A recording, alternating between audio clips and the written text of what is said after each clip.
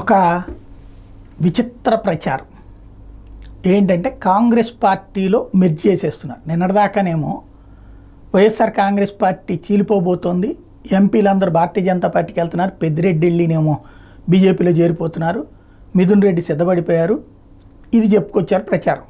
అది తెలుగుదేశం వాళ్ళు చేసిన నేపథ్యంలో దాన్ని ఖండించడం కాకుండా బీజేపీ వాళ్ళు కొత్త కాన్సెప్ట్ బిగిన్ చేశారు. తెలుగుదేశం నుండి బీజేపీలోకి వెళ్ళి అనపర్తి నుండి గెలిచినట్టు నల్లమెల్లి కొత్త పాయింట్ రైజ్ చేశారు.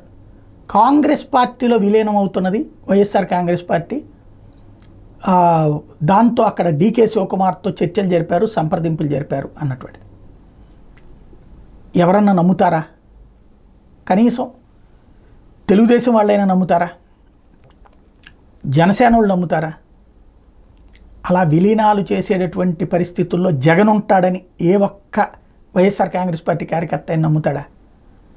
బేసిక్గా జగన్ యాటిట్యూడ్ తెలిసినోడు ఎవడు కాంగ్రెస్కి భయపడిపోయేది బీజేపీకి భయపడాలితే పోనీ అన్నారంటే ఒక అర్థం ఉంది. కాంగ్రెస్లోకి వెళ్ళి ఏం సాధిస్తాడు ఆయన? ఓ పక్కన వాళ్ళ చెల్లెలు ఉండగా పోనీ ఆమెను పక్కన పెట్టేసి ఈయన తీసుకుని ఏం చేస్తుంది కాంగ్రెస్ పార్టీ? కాంగ్రెస్లో విలీనం చేసుకుని ఏం చేస్తాడు ఆయన? బేసిక్గా ఇక్కడ ఏమైనా కాంగ్రెస్ ఉందా ఆంధ్రాలో? మొన్న అంత టఫ్ ఫైట్ ఇచ్చినటువంటి టైంలోనే 2% ఓట్ల దగ్గర ఆగింది. కాంగ్రెస్సే వైసీపీ అయినప్పుడు వైసీపీ వెళ్ళి కాంగ్రెస్లో ఎందుకు కలుస్తుంది?